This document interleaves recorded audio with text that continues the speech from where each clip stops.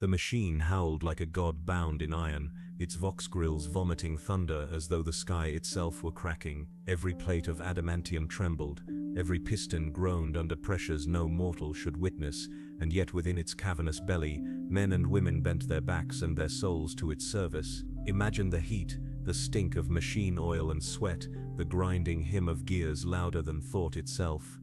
To stand inside a Titan was to stand inside the living ribcage of a beast, older and more vengeful than the stars, and those who served it were not its masters, they were its marrow, its fuel, its flesh offering itself to keep the god machine walking.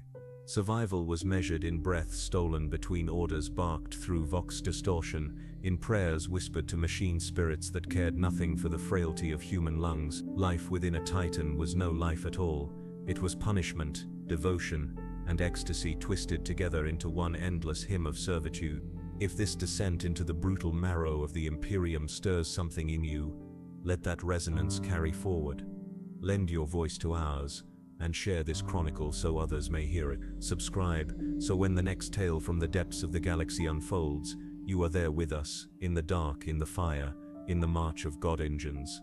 The air was always thick, always poisonous, as if the Titan exhaled its contempt upon those condemned to dwell within its guts.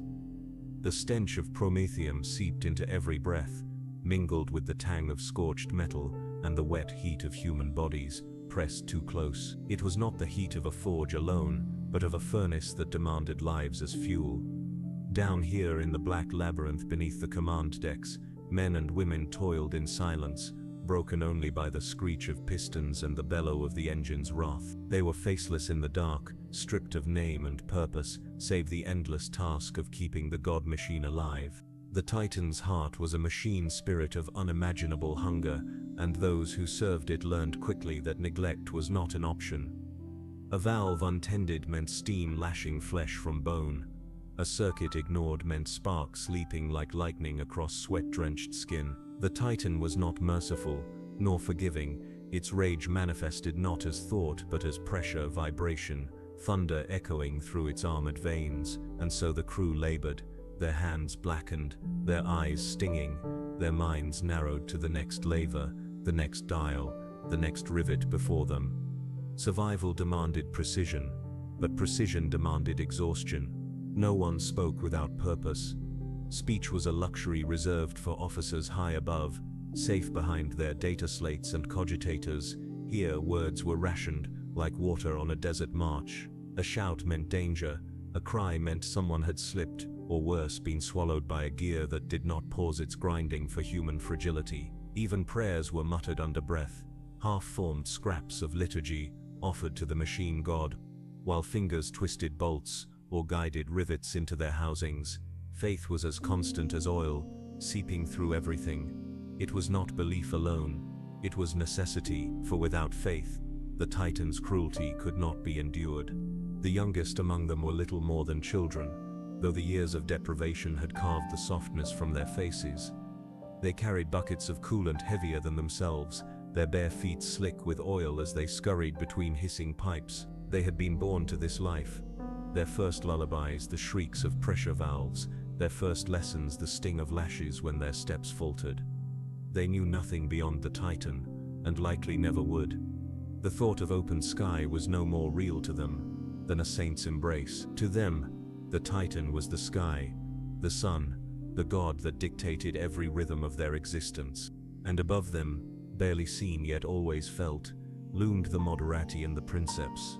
Voices distorted by vox grills thundered through the depths, issuing orders that could not be denied. Those orders did not come in words alone, they came in vibrations, in shifts of heat, in the sudden tilt of the entire world as the Titan adjusted its stance. Every movement of the god machine was a reminder that those who lived inside were less than insects scuttling in the hollow of its bones. The Titan would march whether they lived or died. Their duty was to ensure its stride did not falter. When the warning klaxons howled, it was not the enemy's approach that brought fear, but the knowledge of what was demanded. Every hand must move faster, every muscle burn brighter, every prayer rise more desperately. Engines must be coaxed into fury, plasma conduits must be bled, cooling tanks filled and drained in rhythm with the Titan's heartbeat. One misstep, one hesitation, and the punishment would be swift. The Titan did not forgive sluggishness, neither did the overseers. To fail was to be marked was to vanish, whether into the gears or into the silence of discipline. None could say. Yet for all the torment, there was awe. To stand inside the Titan when it stirred was to feel eternity awaken. The tremors of its vast frame rattled through the marrow, shaking loose every doubt and every defiance until only submission remained. The god machine was vast beyond comprehension, its weapons capable of sundering mountains, its stride shaking the crust of worlds. And here they were, inside it, necessary to its function, their insignificant lives woven into its immortal tread. The paradox of pride and horror ate at every soul, to be crushed by the machine, and yet to belong to it. Sometimes, when the roaring subsided and only the groan of cooling pipes remained, a strange quiet settled.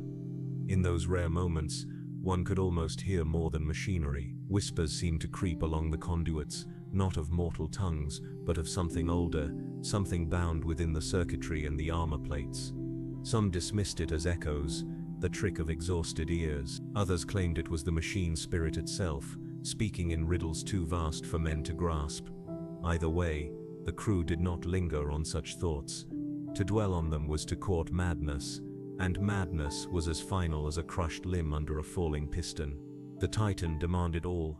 Flesh, spirit and mind alike were ground down to cogs, indistinguishable from the gears they tended. Yet no one left. No one fled, not because they were chained, though some were, but because to walk away from the Titan was to walk away from purpose. In a galaxy where the darkness devoured all, to serve the god machine was to matter, even if only as fuel for its march. And so they obeyed, not out of choice, not out of love, but out of fear, devotion, and the desperate hope that in serving, they might be remembered by the machine god. The furnace burned on, and so did they.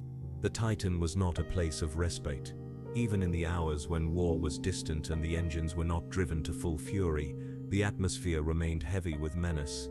The machine was never silent. Its groaning metal was a constant reminder that beneath every deck, every bulkhead, lay something too vast to comprehend. The crew did not rest. They endured in cycles, collapsing into hammocks strung above roaring conduits or lying on steel grates, while vibrations hummed through their bones. Sleep was never deep. Dreams were filled with the same sounds they heard while awake, the shriek of pistons, the hiss of pressure, the endless heartbeat of the god machine. To awaken was not to return to labor but to discover they had never truly left it. Their food was little more than nutrient paste dispensed in dented canisters, its flavor a mixture of iron and ash. They ate while working, fingers stained black with oil, the paste smeared across their lips like ritual paint. Water was rationed more tightly than coolant, and often tasted of metal and decay. But no one complained. Complaints led to punishments, and punishments meant disappearance. The crew learned to chew their paste in silence, to swallow their thirst, and to bow their heads when the overseers passed. Those overseers were no more merciful than the machine itself.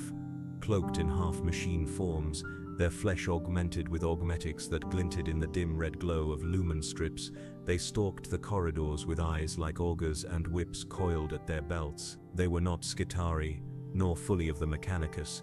Their loyalty was to the Titan's function rather than the lives inside it. To them, the crew were replaceable parts, flesh that rotted faster than steel but still useful while it endured. The lash cracked often, not always for failure, but sometimes for reminder, as if pain itself were part of the maintenance schedule. Yet even within this furnace bonds formed. The workers learned to read each other's faces in the dimness, to share a glance when words would be too dangerous. A hand would steady another when coolant sloshed. A shoulder would bear the weight of a failing comrade until the overseer's gaze had passed. Their lives were chained to the Titan, but in those fleeting moments they clung to one another as if humanity itself could survive between the gears. Sometimes a whispered story of a lost home world or a half-remembered song would surface, only to be drowned again by the bellow of machinery.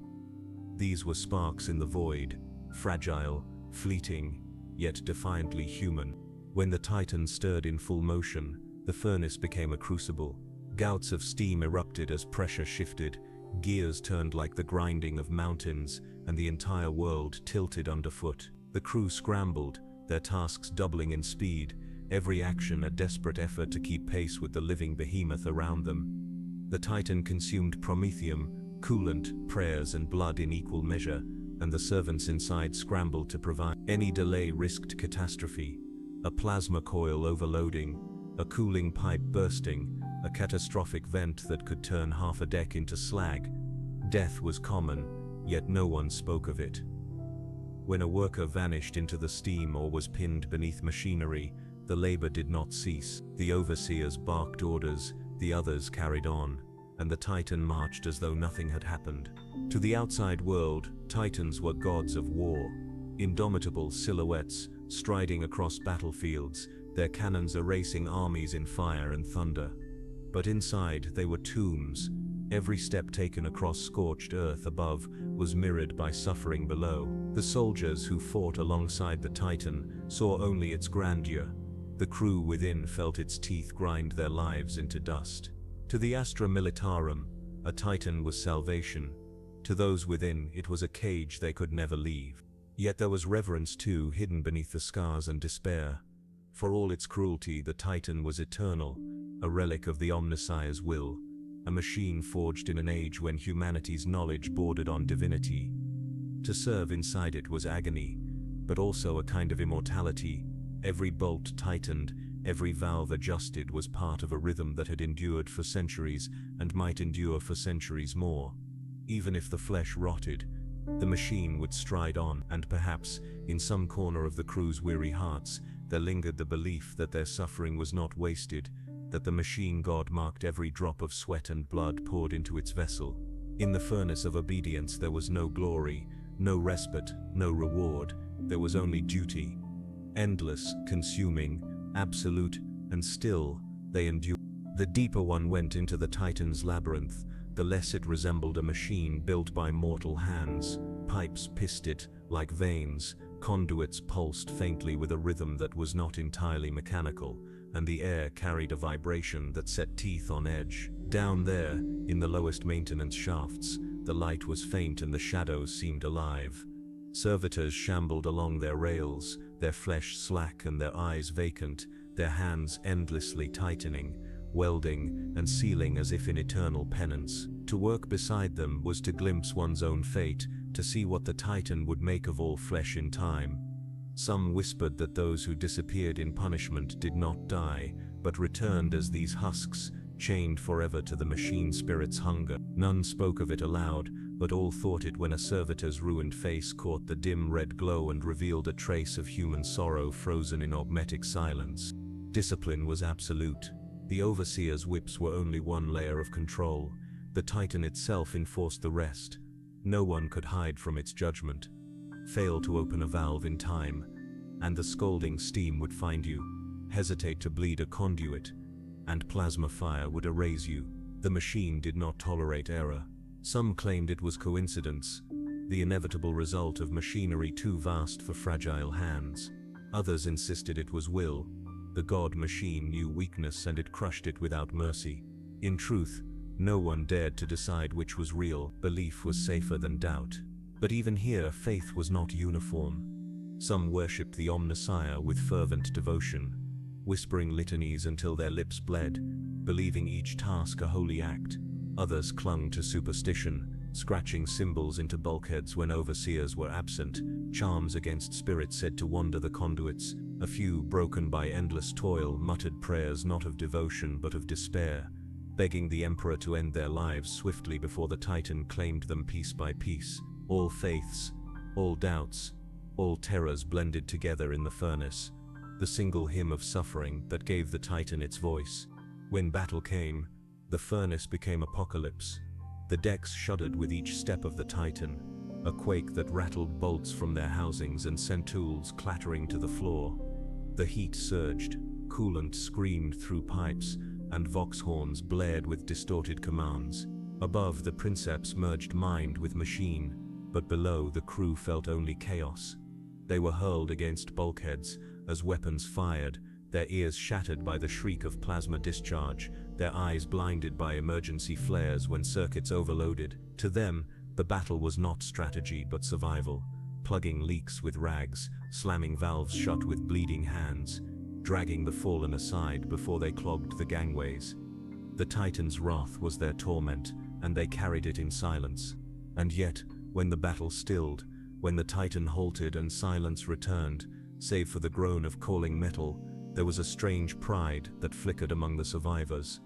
Against the impossible, they had endured. Their hands had kept the god machine alive, their sweat had fueled its stride, their blood had sealed its wounds. They had no names, no glory, but without them, the Titan would be nothing more than a silent carcass. In that thought lay a dangerous truth. They were as necessary as the Princeps, though no hymn would ever speak it. It was in those moments of quiet pride that rebellion could have sparked, had rebellion been possible. But the Titan crushed even thought. Its immensity was too absolute, its eternity too vast.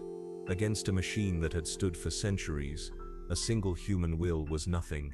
Pride dissolved into silence, silence into obedience, obedience into survival. And so the furnace remained fed. Still, one could not live in such a place without scars. Every crew member carried them, burns that never healed, lungs blackened with oil fumes, minds haunted by whispers from the steel. The Titan took pieces of them each day, and gave nothing in return but the privilege of another dawn within its belly. That was life inside a god machine, a covenant of blood, a bargain no one had chosen, yet all upheld. And above, unseen yet always felt, the hierarchy waited. Overseers with their lashes, Moderati with their commands, the Princeps with his throne of agony.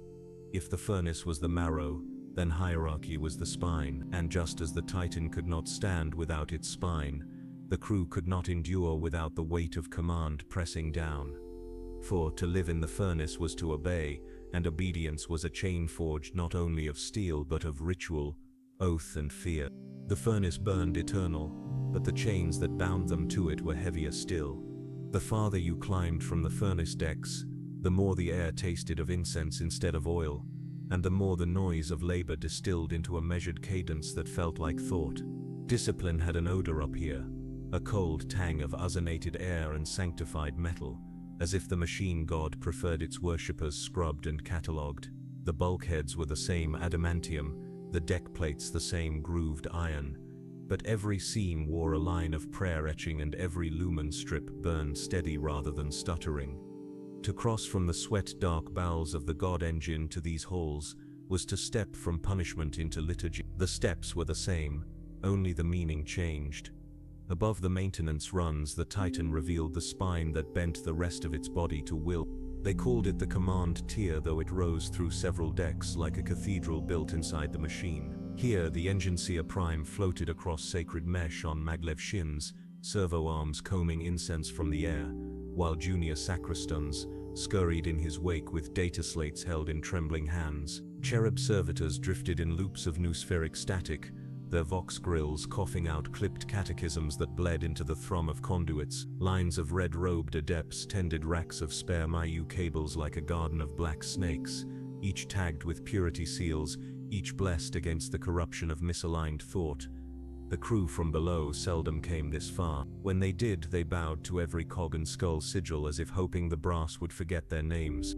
At the heart of this sanctum stood the command cradle, not a throne in any human sense, but a crown of sockets and carven cables, an iron halo that gripped a soul rather than seated a body. In that cradle, the Princeps endued. His name, spoken in whispers below and in crisp vox count above, was Severian Cull, Princeps of the Warlord class God Engine, Penance of Orison, sworn to the Collegia Titanica, and the forge litanies of its unknown birth world. He had the stillness of a reliquary statue until the manifold woke him, then his eyelids fluttered with machine-quick tremors, and his fingers danced in the slight motions of someone playing an instrument no one else could hear. Flesh ran into wire at his wrists and neck, purity seals fanned from his shoulders, and beneath the seal wax and script lay scar tissue like cracked porcelain, where the MIU ports had gnawed at him for decades.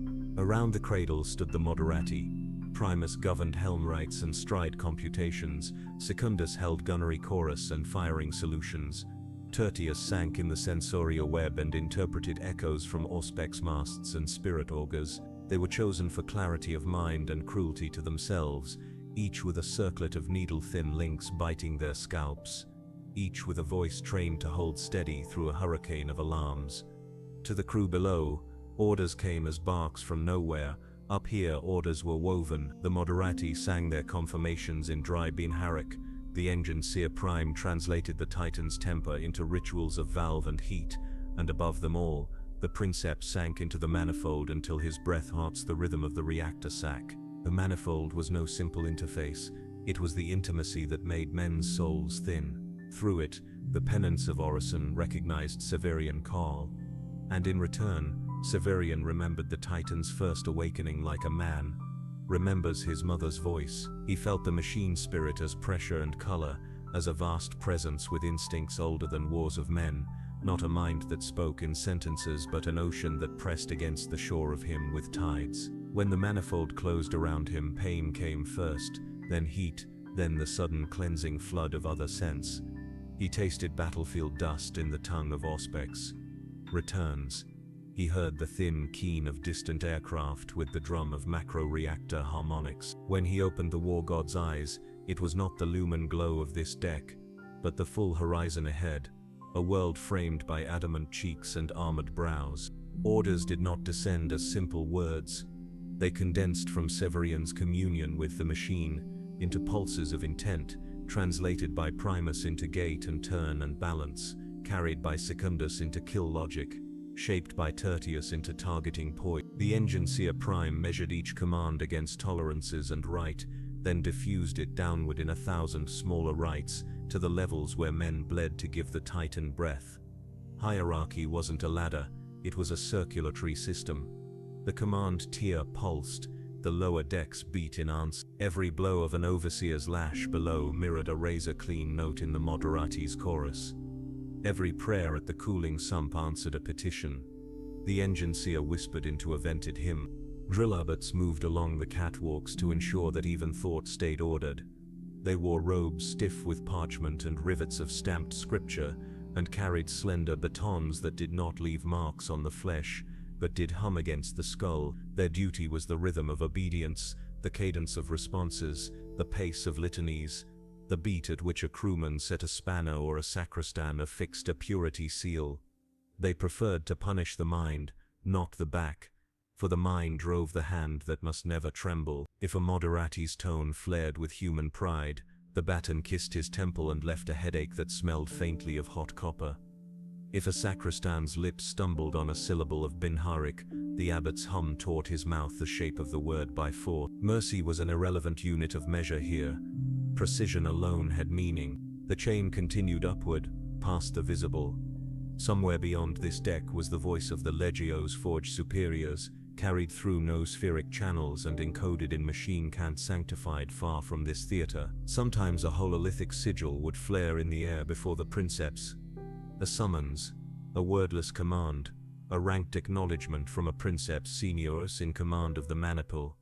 Those moments tasted like bitter incense. The penance of Orison belonged to something greater than itself, and even Severian, whose thoughts ran with the god engine's stride, felt the hook of obedience sink deeper when that distant authority blinked away. The hierarchy stretched from the lowest bolt turner in the coolant trench to the cold stars where strategy was written, and it did not bend. Below they scraped and bled, above they burned clean, yet the chain bound all with the same weight.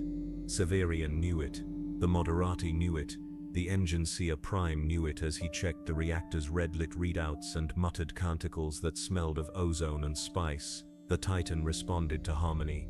If the chain rang true, stride followed stride without falter, and the machine spirit purred in its way. If one link vibrated off-pitch, the resonance soured and heat crept up, and the god engine grew. Not angry, that was a human word, but uncooperative. Ships had moods, Titans had weather. The chain of hierarchy existed to keep that weather fair enough for slaughter. It would have been easy in this clean-lit sanctum to forget the furnace below. The Moderati's voices were calm, The Enginseer Prime's hand seals were elegant. The Princeps's breath rose and fell in time with the slow flares of the manifold's halo. But the air carried reminders, a hint of promethium sour in the back of the throat. A shiver through the deck when a distant valve clanged shut, a heartbeat late. The chain transmitted everything, including pain. Severian felt it like a distant twinge in phantom limbs. Primus tasted the error, as a roughness in Binharik. The Enginseer raised 2 fingers and an acolyte sprinted off toward a lift before a word formed. No hierarchy existed to insulate. It existed to coordinate. When the warning runes winked to amber, the sanctum changed tone without changing pace. No one shouted. The Moderati's choir grew quiet and clipped. Data streams narrowed, the manifold deepened. Somewhere far below, klaxons wailed and men grabbed coolant pails with cracked hands. Somewhere outside, the penance of Orison lifted its head as if scenting a threat on the wind. Somewhere above even this deck, a maniple's hololithic sigil brightened like a star through fog. The chain tightened, not in panic. In purpose, the Titan's spine braced itself for orders that would burn every link. When the Titan's manifold stirred with the first warnings of battle, the hierarchy drew taut like a bowstring. Orders bled downward through vox and ritual, and those below answered not with words but with action. The chain existed not only to command, but to preserve clarity when the storm broke. And in battle, clarity was as rare and precious as air. Princeps Severian Karl's mind dissolved into the ocean of the penance of Orison's spirit. His individuality blurred until his heartbeat aligned with the reactor's pulse. His Moderati became extensions of him, their voices sharp as blades, issuing coordinates and fire solutions with inhuman calm. Their every syllable was ritual, responses measured, tones exact, breaths regulated to keep harmony within the storm. The Enginseer Prime stood like a priest at the altar, reciting machine prayers with each adjustment of the plasma conduits, while his acolytes darted about in quick, ritualized movements, their trembling hands clutching wrenches and sensors alike. And far below, the furnace crews felt the commands only as lashes of reality. They did not hear Severian's thoughts, but they lived them in the form of heat that flayed their skin, in the surge of pressure that threatened to crush their lungs, in the sudden tilt that hurled them against iron walls. Their obedience was not conscious assent but instinctive submission, an animal response to the chain tugging them from above. Each movement they made was guided by fear, devotion, and the knowledge that their Titan demanded more than they could give, yet they gave it still. Between command and furnace stood the overseers, the lash-armed custodians of obedience. Their role was not to interpret orders, but to ensure that hesitation never bloomed. They stalked the decks with pitiless eyes, watching for the tremor of a hand or the pause of a breath. When they saw it, the lash cracked, or worse, the servitor tenders came with syringes of alchem fluids that stripped will away and left only function. Thus the chain was kept intact, not by trust, not by loyalty, but by the certainty that rebellion would be crushed before it was born. The strangest link in the chain, however, was faith. Every rung was saturated with it, though each in a different form. For the Princeps, faith was communion, emerging with something vaster than flesh, a kind of apotheosis that was both agony and transcendence. For the Moderati, it was duty refined to liturgy, the precision of thought turned into worship of order. For the Enginseer Prime, faith was literal, litanies carved into flesh, blessings recited over conduits, incense poured into vents, and for the crew below, faith was desperation, the whispered hope that if they obeyed, if they bled enough, the god machine might spare their lives for another battle. Yet even in this unity, cracks existed. Some in the lower decks wondered if the Princeps even remembered they were alive. Some Moderati in the privacy of thought resented the pain of communion. Some Enginseers questioned whether the Titan's moods were truly spirit or merely entropy dressed in holiness. Doubts were inevitable, but the hierarchy allowed no room for them to grow. Doubt was beaten down as quickly as it arose, crushed under ritual and rhythm until it withered into silence. Still, silence did not erase memory. The crew remembered faces burned away in steam, remembered comrades crushed beneath falling machinery, remembered prayers that went unanswered, and sometimes, In the depths of night, when even the Titans' hum seemed distant, they asked themselves whether obedience was survival, or merely a slower form of death. The chain held them, yet its weight was crushing, and the longer they bore it, the more its links cut into the flesh of their souls. The Titans' hierarchy was absolute, but it was not merciful. It demanded, and it consumed. And when battle thundered outside and the god machine strode, the chain vibrated with a music of terror and devotion that bound every soul within to a single fate. The Titans' hierarchy was more than structure, it was identity. Each soul inside the penance of Orison was a single note in an endless hymn, their individuality consumed until only the harmony remained. To deviate from that harmony was to invite ruin. No one questioned this aloud. Questioning was as unthinkable as breathing vacuum. Yet within the quiet corners of the machine, in the flickering shadows between lumen strips, the weight of the chain pressed differently upon each mind. For Severian Kol the Princeps, the burden was paradox. Through the manifold he commanded a god engine capable of crushing armies beneath its stride, yet he was himself its thrall. The Titan's spirit enveloped him, drowning his thoughts in waves of alien certainty until he no longer knew where his will ended and its vast instincts began. When the Titan desired destruction, he desired it. When it raged, he raged. When it grew restless, so did he. It was exaltation, but also imprisonment, the gilded cage of apotheosis. The hierarchy ensured his flesh endured the manifold's demands, but no chain could shield his soul from dissolution. The Moderati bore a different torment. Their communion was narrower, but no less consuming. They lived as extensions expixans, the Princeps thought, their voices relaying his will in a chorus so precise it stripped them of self. The longer they served, the less they remembered of their own names, their own memories, their own desires. They became functions wrapped in flesh, alive only in the context of obedience. Yet within each still lingered a faint ghost of self, an ember smothered but not extinguished. That ember whispered in dreams, and it burned with the ache of a life that could never return. For the Enginseer Prime, the chain was not only functional but holy. He moved through the Titan as a priest through a shrine, every gesture an offering, every adjustment a ritual sacrifice of time and flesh. Yet even his devotion was a burden, for he alone saw the truth of the Titan's decay. Every machine, no matter how sacred, corroded. Every conduit wore thin, every rivet loosened.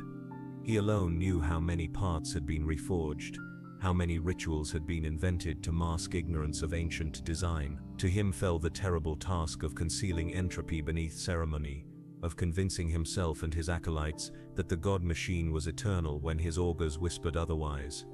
His faith was as much a weapon against despair as it was a creed, and at the very bottom, the furnace crew carried the simplest, heaviest chain of all. Survival through obedience. They were nameless, faceless, swallowed by labor, yet bound to the Titan, as surely as the Princeps himself. Their existence was stripped of choice, yet paradoxically, they bore the machine's weight in the most literal sense. They dragged coolant, they turned valves, they bled into the gears. Without them, the Titan would falter. Without them, the god engine would die. And though no hymn honored them, they were as integral as any Moderati or Enginseer. That truth, unspoken but undeniable, was the silent rebellion that lived in their heart. The hierarchy was unbreakable, yet it was not without cost. Every link eroded, every life wore away. Each step of the Titan across ash-choked worlds ground its servants thinner, until only silence remained where voices once had been. But the Imperium demanded eternity, and so eternity was carved from mortal flesh. The chain endured, and in enduring, consumed all who bore it. When the Titan stirred to full readiness, when the command cradle blazed with manifold light and the Moderati sang in unison, when the Enginseer Prime raised his mechadendrites in benediction, and the furnace crews strained at their tasks, the hierarchy became more than chain. It became a spine rigid and unyielding, lifting the god engine to stride across the battlefield once more, and those within it, from Princeps to furnace slave, felt themselves dissolve into that greater march.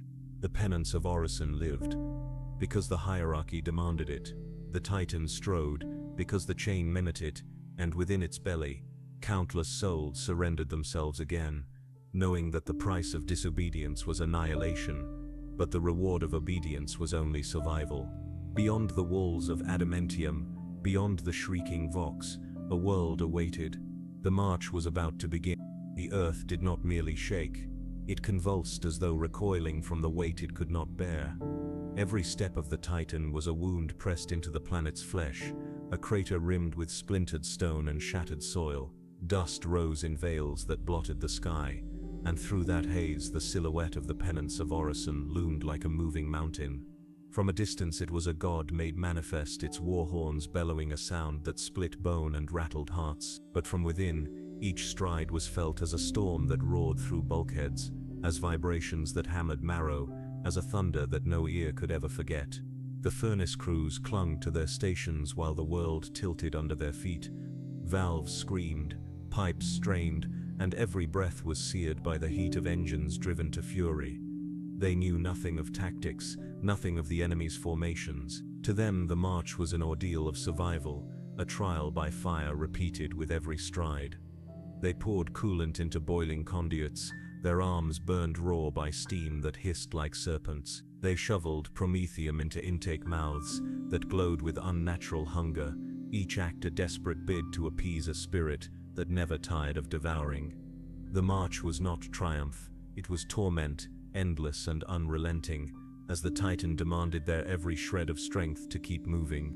Above them, in the command sanctum, the atmosphere was different but no less consuming.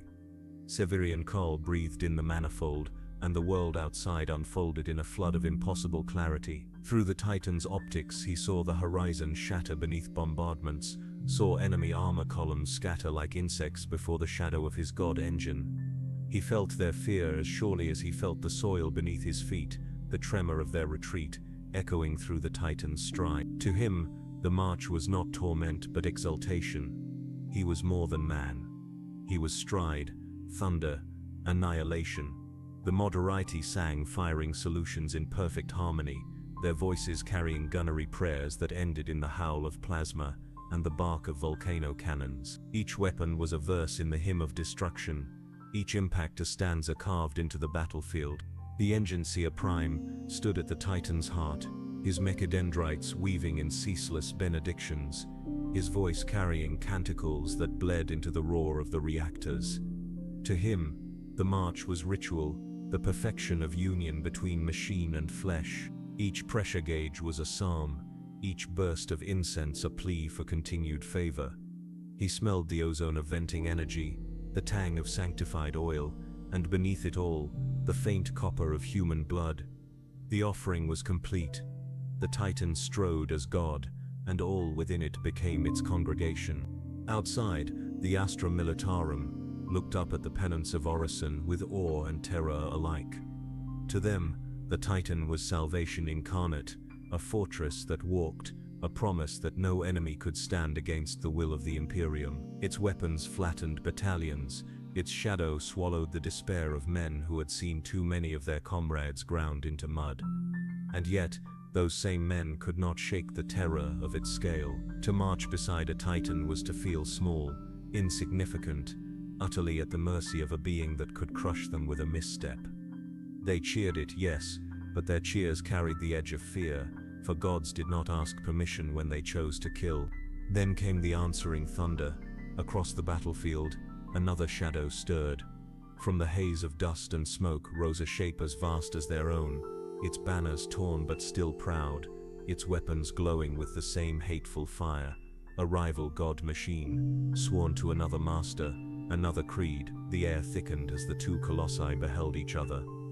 Silence spread through the ranks of mortal soldiers, broken only by the low moan of wind and the groan of armor under strain.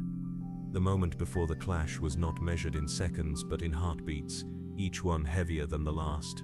Inside the penance of Orison, every soul braced. The furnace crews tightened valves until their fingers split. The Moderati sharpened their tones, voices like knives in the dark. The Enginseer Prime raised his mechadendrites in supplication, his prayers rising faster, sharper. Severian Karl's breath slowed, his pulse sinking into the Titan's rhythm, his eyes burning with the light of a spirit ready to kill. The march was no longer a journey. It had become a charge, a collision, an apocalypse walking on two sets of legs. And when the war horns bellowed, the sky itself seemed to break. The first impact was light before it was sound, a spear of white that struck the pennants of Orison's void and shattered into a storm of hexagonal auroras. The shield banks howled, every lumen on the command tier fluttered in sympathy. Severian tasted hot copper as the manifold slammed pain through his nerves, a reflex as old as his first union with the engine. The Moderati did not flinch. Primus rolled stride computations across the ground like invisible scaffolds, anchoring balance against the hammer blow. Secundus cut a firing verse mid-phrase and birthed another, colder and more precise, slotting a volcano solution across the rival's chest plate. Tertius bled the Auspex field of smoke and dust until the enemy's sigils burned clean in the lattice of range and velocity. The Enginseer Prime's mechadendrites clawed the air in benediction as he rerouted power from tertiary systems to the shields, every reallocation accompanied by a chime of ritual ascent from his acolytes. Below, furnace crews felt only the effect, the sudden drag as the pennants demanded more than they had, the reactor drawing breath like a drowning god. The reply left the carapace like the end of a prayer.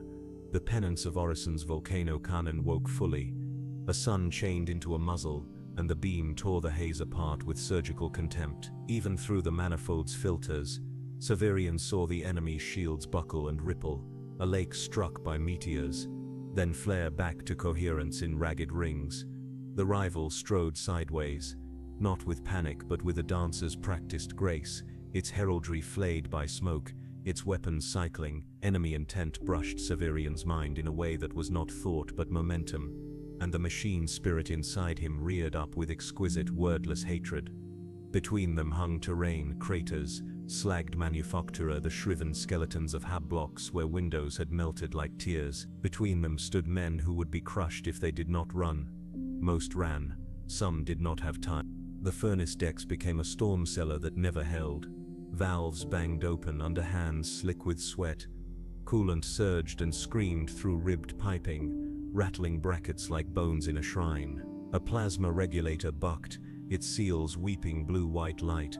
3 workers flung themselves across it with insulated shrouds, their voices raw from reciting the same litany until the words broke into sound. A servitor's arm jammed, its rails sparked. Someone shoved a pry bar into the gears and there was a wet sound, then function restored, and no one looked at the thing crumpled under the rail. The overseer's lash did not fall.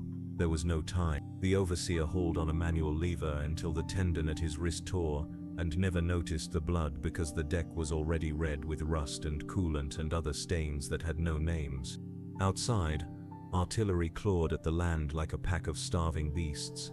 The enemy's carapace mount switched cadence, a storm of smaller sunbursts stitched across the shield horizon, and chewed it down layer by layer, precise, patient, deadly in the way only practice makes. Secundus responded with a gunnery hymn that stacked devastating syllables into a single killing word.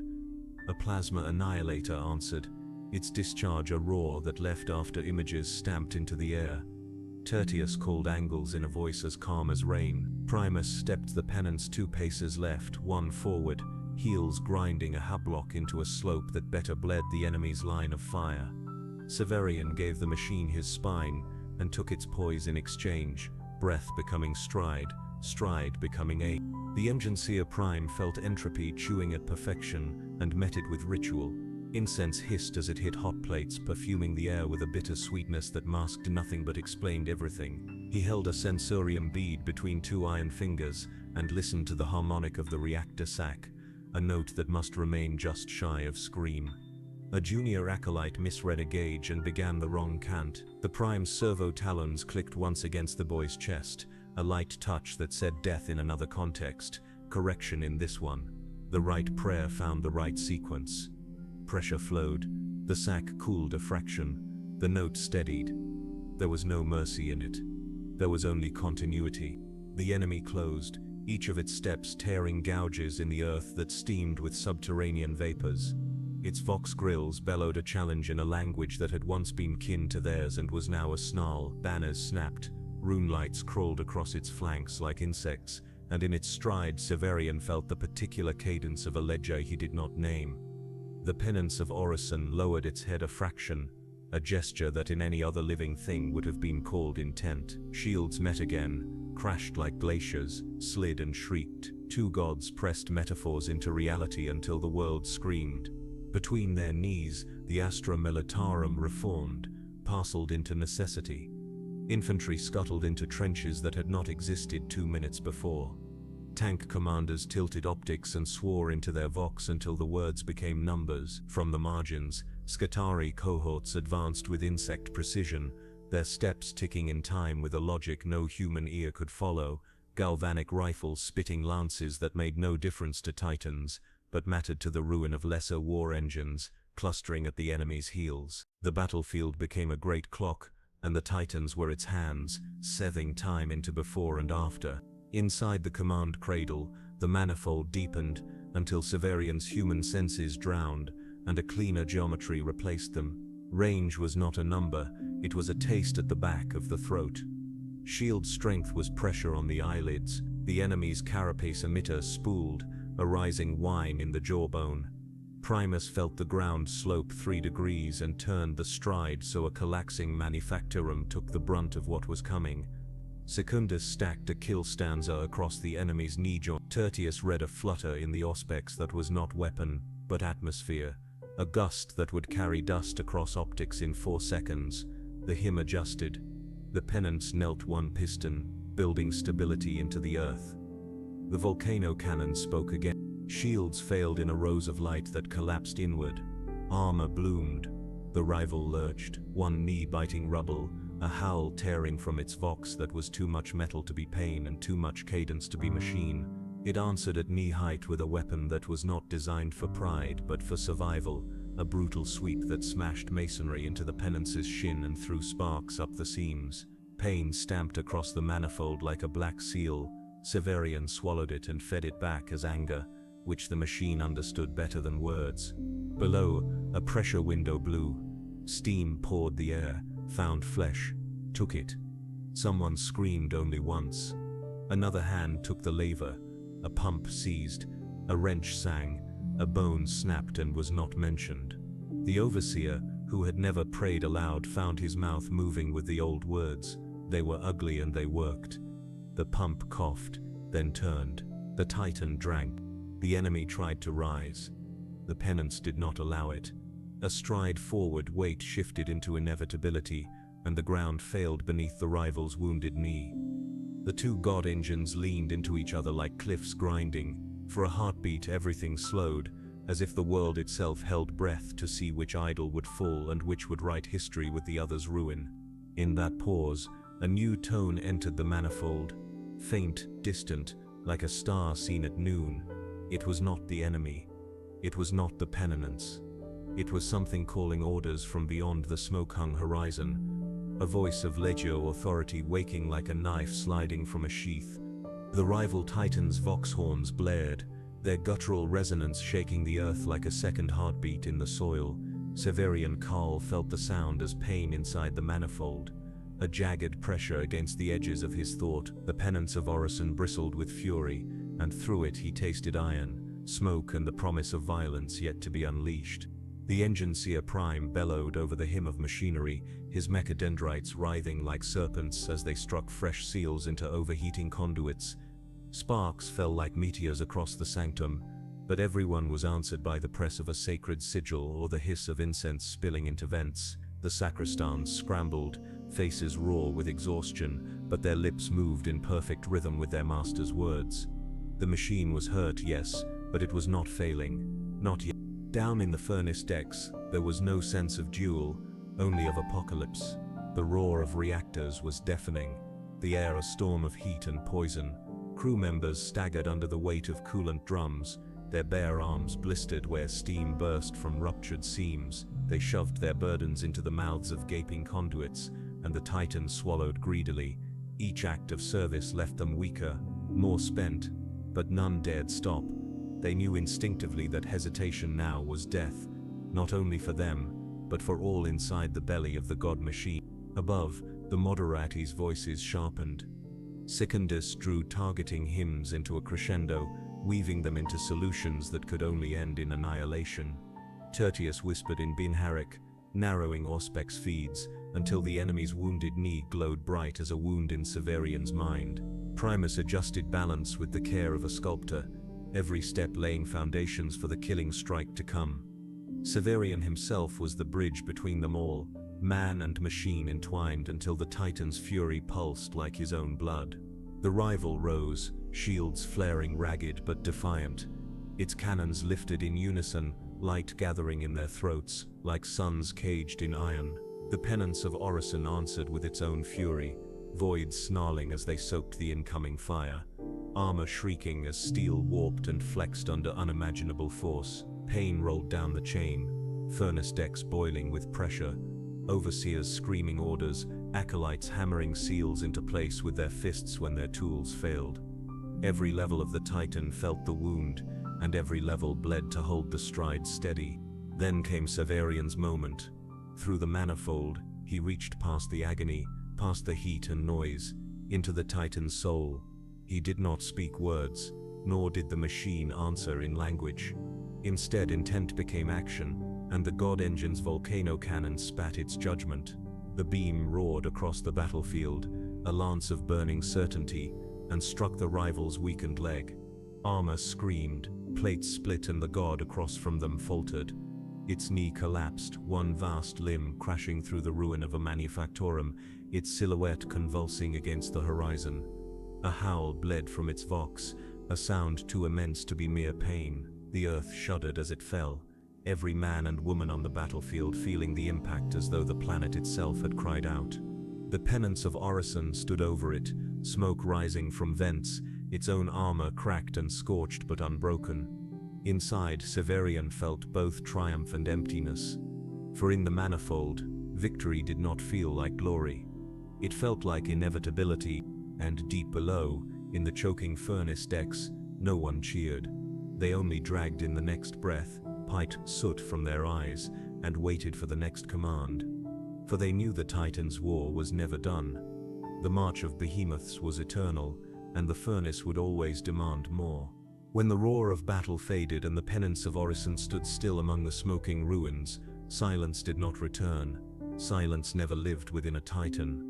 What lingered instead was a different sound, softer, less clear, like murmurs crawling through the iron bones of the machine. The crew called it echo, distortion from overtaxed vox lines, but their eyes told other stories. They swore the voices came not from devices, nor from men, but from the steel itself. In the cooling decks where steam still hung heavy, the furnace crews shifted wearily through their tasks.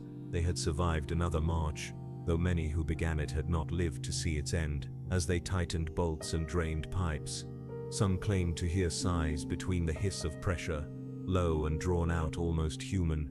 One swore he heard a name he had not spoken in years, whispered so faintly it could have been memory. Another insisted he heard laughter, cruel and cold, running along the pipes like vermin. They laughed at him in turn, but laughter here always rang hollow, for when the machinery quieted further, and the night cycle fell, more ears caught those whispers, and fewer dared dismiss them. The Enginseer Prime taught that such sounds were the manifold's residue, echoes of the Titan's communion with its Princeps. He called them blessings, fragments of the Omnissiah's will made audible to mortal ears. He urged his acolytes to transcribe the whispers, to catalogue them as data for future exegesis. Yet even he, sanctified and scarred, was not immune to unease. Sometimes when he leaned close to a conduit, he heard something that chilled the flesh left on his bones, a susurrus too intimate, too knowing. He recorded it as static, but his hands trembled afterward. Severian Call, bound deepest of all, knew more than whispers. Through the manifold he sometimes glimpsed shapes behind the Titan's thoughts. Vast, flickering presences, not machine and not man, like shadows cast by a fire that should not exist. They did not speak in language. They pressed feelings into him: dread, hunger, pride, sorrow. At times he wondered if they were fragments of the Titan's long memory, Echoes of former Princeps dissolved into its spirit. At others he wondered if they were something older, something that had waited long before the Titan ever strode. He never confessed these thoughts. To share them would be heresy, and heresy inside a Titan was a death beyond death. For the Furnace crew, the whispers became stories. Some believed the Titan's steel carried the souls of those who had died within it, their essence bound to the god machine as fuel for eternity. Others believed the voices were warnings that the Titan itself tried to guide them, teaching obedience not through fear but through reminders of what waited beyond. A few, desperate and broken, thought the whispers were promises that if they gave themselves wholly, body and spirit alike, they would live forever inside the penance of Orison, part of its eternal march across the stars. Faith, rumor, fear, all were the same in the steel. The whispers grew strongest when the Titan slept between campaigns, its reactor quiet enough for human ears to notice what had always been there. The overseers forbade talk of it, lashing those who whispered of whispers, yet the more they punished, the more the stories spread. A secret belief coiled through the crew that the Titan was listening, always, and that to serve it was to be heard. The Moderati heard them too, though they never admitted it. In their communion with Severian, faint echoes sometimes bled into their minds. A phrase half-formed, a laugh, a sob. They explained it away as bleed from each other. Stray thoughts tangled in the manifold, but when the same words came to three minds at once, words none of them had ever spoken, fear flickered beneath their practiced calm. They held to discipline. They sang their verses without falter, yet in dreams they wondered whose voices had bled through. Even the Enginseer Prime, most devout of all, could not explain the moments when cogitators recorded patterns in the static. Not random noise but rhythm, almost like speech rendered in numbers. He ordered his acolytes to erase the data, but not before memorizing it himself. He burned the numbers into his augmetics, and though he called them nothing more than anomalies, he recited them like a prayer before sleep. The penance of Orison stood still, but it was never silent. Its bones spoke, and those inside it listened, whether they admitted it or not. And with every passing campaign, every death fed into its stride, the whispers seemed to grow louder. What did the Titan hold in its steel? Memories of the dead, fragments of machine spirits too vast for men to comprehend, or echoes of something greater, something that watched from behind the veil of metal and time? None could say, none dared say, but all felt it. The Titan was more than steel and spirit. It was listening, and in that listening, it was changing. The night cycle lengthened, or seemed to, though clocks kept the same austere beat and lumen strips dimmed and brightened at their ordained hours. Time had a different texture inside the Titan when it was at rest. The vibrations that usually sang through the bones of the penance of Orison sank into a subsonic murmur that you felt more than heard, the way a sleeper's breath can be sensed across the dark. In that hush, the whispers gathered shape. They were not words, not at first, they were impressions. A smear of heat on the skin where no pipe ran, the sudden taste of ash on the tongue when no forge burned, a prickle along the scalp as if a storm massed beyond the hull. Crewmen turned their heads toward empty passages and found only rivets, only oil, only their own reflections distorted in curved metal. They told themselves it was fatigue. They told each other nothing. On the third night after the duel, coolant bled from a line that had never failed in living memory. The leak was small, a silver tear welling at a seam, but around it the air felt colder than the rest of the deck, as if the machine had drawn in its breath. A girl named Lysa, no more than 16 standard, pressed a patch against the wound and hissed the proper litany through clenched teeth. Her hands shook. She had been born in these decks. The machine's hum was her lullaby, the overseer's lash, her weather. She was not given to fancies, yet as she held the patch, she heard the smallest sound from within the pipe, a rhythmic tapping out of step with the pump behind it. It was no tool, no trapped bolt, it was too regular. She leaned close, the tapping resolved into 2 beats, then 3, then a pause. She thought of a heartbeat, but slower, older. She tore her gaze away and called for an acolyte, and by the time he arrived, the sound had faded to the usual rush. The patch sealed, The leak stopped. When she mentioned the rhythm, the acolyte stared through her as if looking at a gauge somewhere behind her eyes, and told her not to mistake patterns for piety. He left a purity seal on the pipe when he went. Lysa did not sleep the next cycle. Elsewhere, the Moderati took their rest in narrow chambers lined with prayer etchings and sound-dampening baffles that softened the Titan's voice to a steady thrum. They practiced stillness the way other men practiced sword work, training their minds to flatten until only the required thought remained. On that same third night, Tertius dreamed he stood upon the Titan's carapace under a sky without stars. The pennants of Orison lay below him like a continent, unmoving, vast, its banners drooped and silent. Somewhere beyond the horizon, steps approached, each one shaking the dark like a drop into endless water. He woke before the first step reached him, breath locked in his chest, the taste of old metal under his tongue. He did not report the dream. Dreams were an indulgence the hierarchy did not recognize, and yet when he took his station the next cycle, his Auspex returns had a faint stagger he could not calibrate away, as if a shadow had passed across a sensor no light could touch. The Enginseer Prime did not dream. He entered Fugues.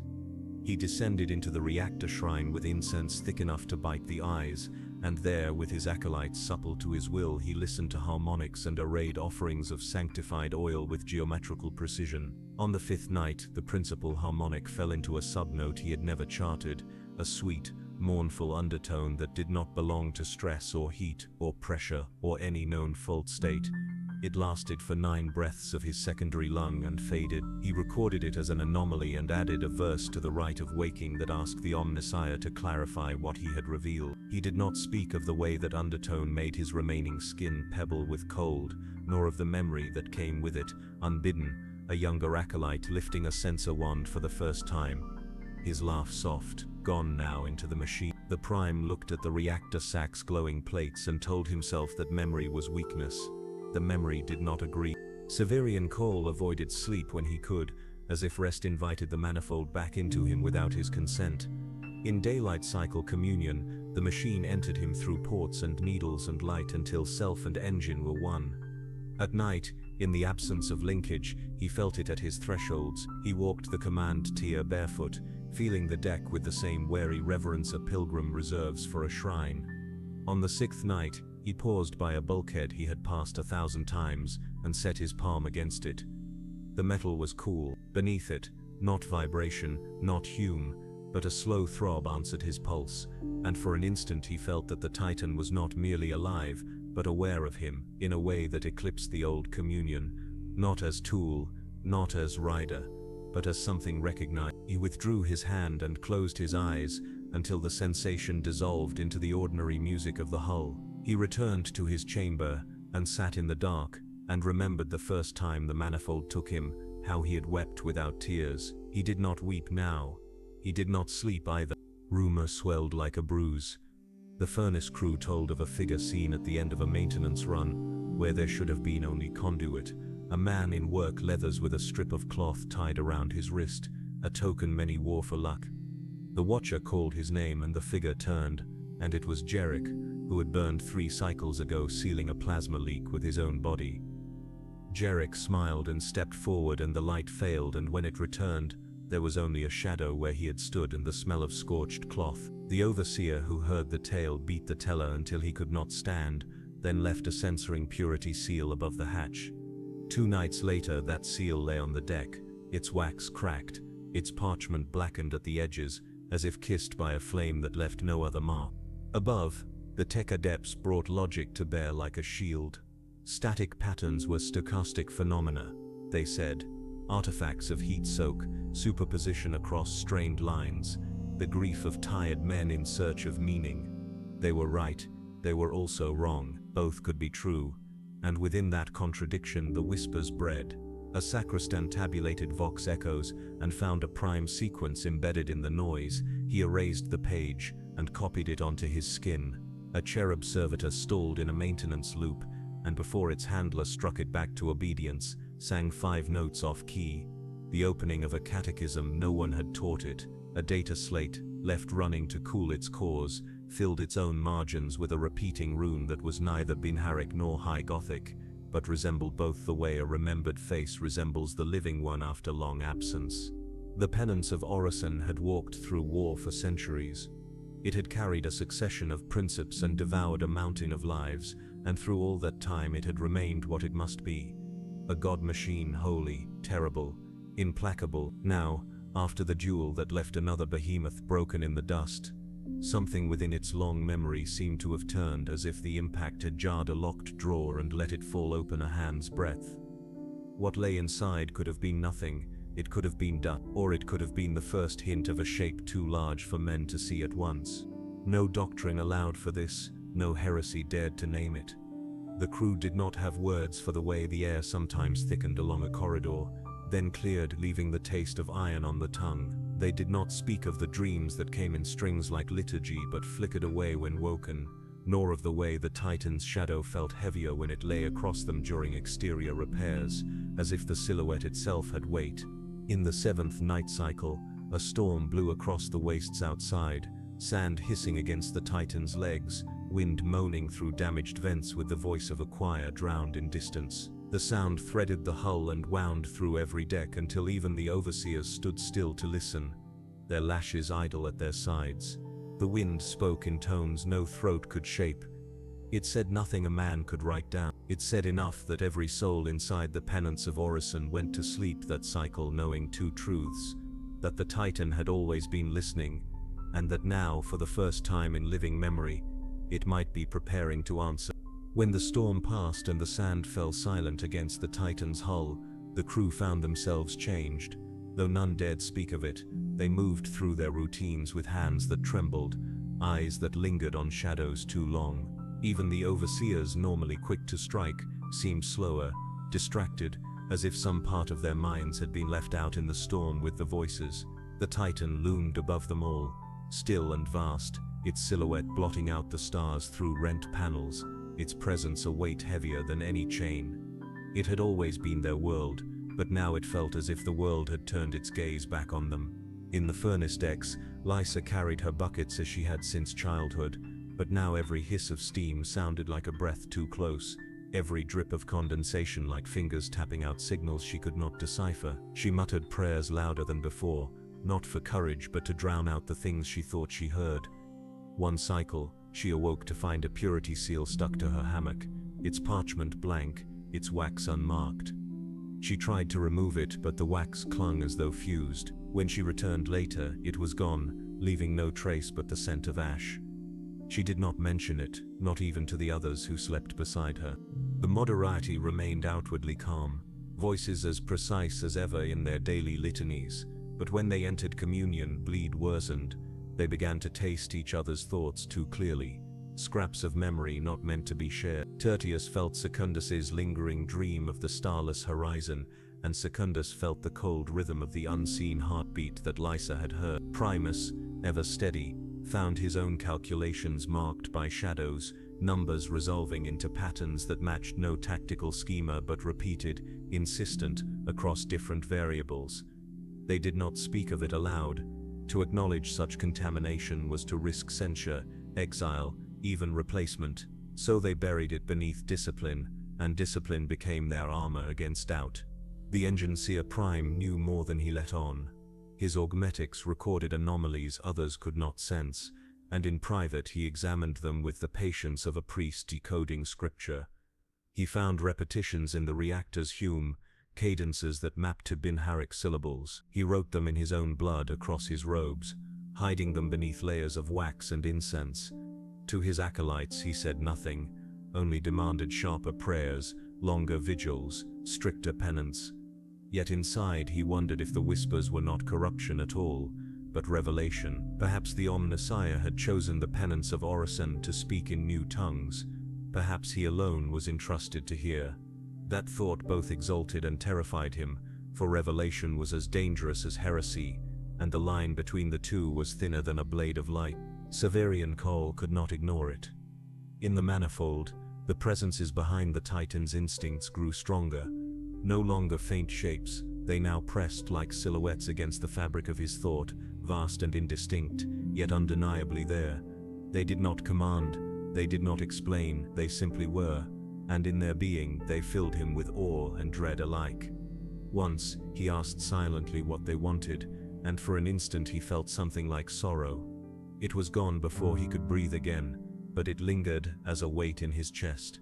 He could not share this with the Moderati. He could not share it with the Enginseer Prime. To confess it was to risk dissolution of command, and that would doom them all. So he bore it alone, and the burden hollowed him. The penance of Orison remained a Titan of war, its cannons charged, its voids repaired, its armor reblessed. To the Astra Militarum it still stood as salvation. To the Forge World's superiors it remained a weapon in their arsenal, but inside, those who lived in its shadow knew it had become something else. Something that listened, something that whispered back. The steel was no longer only a cage, nor only a shrine. It had become a voice, and though none could yet name what it said, all knew they were hearing the beginning of something vast, something dangerous, and perhaps something divine. And in the silence before the next march, the Titan dreamed. The Titan did not sleep in the way mortals imagined, but when its weapons cooled and its stride ceased, strange stillness settled. In that stillness lay the burden that none could escape, the knowledge that the penance of Orison would endure long after every hand that tended it had turned to dust. The furnace crews felt it most acutely.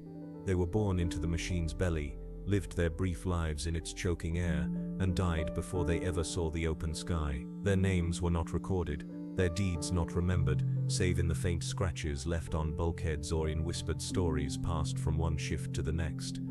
And yet the Titan remembered them, in its way. The grooves they left in the iron, the stains of their blood on the grates, the ghosts of their voices that sometimes rose again in the steel, these were their immortality. Not songs, not monuments, but absorption into the endless labor of a god that cared nothing for them, yet used every scrap they offered. For the Moderati, the burden was subtle but no less cruel. They felt themselves fading year by year, their individuality hollowed by communion. Memories of family, of childhood, of faces once dear, dissolved into the harmony of the manifold, until only fragments remained. They wondered if, when their bodies finally failed, the Titan would carry some imprint of them forward. Was that what the whispers were? The remnants of Moderati and Princeps long dead, folded into the spirit of the penance of Orison, never free but never gone? If so, then eternity was not glory, but captivity stretched across centuries. The Enginseer Prime faced his own torment. He had sworn his life to the Omnissiah, his flesh remade, his mind bent to ritual and reason. Yet every cycle he saw entropy gnawing at the Titan's perfection. No machine was eternal, not even a god machine. Yet the faith of the Imperium demanded otherwise. His burden was to mask decay with liturgy, to stitch ignorance with ritual, to pretend that eternity could be carved from steel. He whispered the required blessings, inscribed the necessary sigils, but in the depth of his augmented heart he knew the truth. He was not preserving the Titan for eternity. He was merely delaying its inevitable fall, cycle by cycle, until someone else bore the same burden in his place. And for Severian Cole, bound deeper than all, the weight was crushing. In the manifold he felt the Titan's memory stretching back across centuries, carrying with it the impressions of battles he had never fought, the shadows of voices he had never known. He was one in a line of Princeps, each consumed by communion, each dissolved into the penance's vast spirit until only echoes remained. He knew that when his body failed, when his mind broke under the pressure, he too would be absorbed. Another fragment folded into the god machine's endless chorus. He would not be remembered as Severian Call. He would only remain as a whisper in the steel, indistinguishable from all the others who had come before. That was the price of eternity. Outside, the soldiers of the Astra Militarum looked upon the Titan with awe, never imagining the torment within. To them it was indestructible, immortal, a god that would outlast their lives 100-fold. They cheered its stride, prayed to its cannons, wept in relief beneath its shadow, and in their belief lay the cruelest truth of all. The Titan was immortal to them, only because those inside it had surrendered their mortality. Its eternity was built upon their exhaustion, their suffering, their erasure. The burden of eternity was not only survival, it was surrender. To serve the Titan was to accept that one's life would vanish into its stride, unmarked, unthanked, unremembered, and yet, paradoxically, it was also to live forever, as part of the God Machine's endless march. Flesh dissolved, but the Titan endured. Souls faded, but the whispers remained. Eternity was not salvation, it was consumption, and still, they obeyed. Not because they loved it, not because they hoped for reward, but because in a galaxy drowning in darkness, to serve inside a Titan was to matter. However brief, however cruel, however lost, their lives were part of something that would stride across centuries, and in that terrible knowledge lay their only comfort. The penance of Orison stirred again, its weapons rearmed, its reactor sang, its legs shook the earth, and within it, countless souls bent once more to their endless labor, carrying forward the burden of eternity. For the march of behemoths never ends,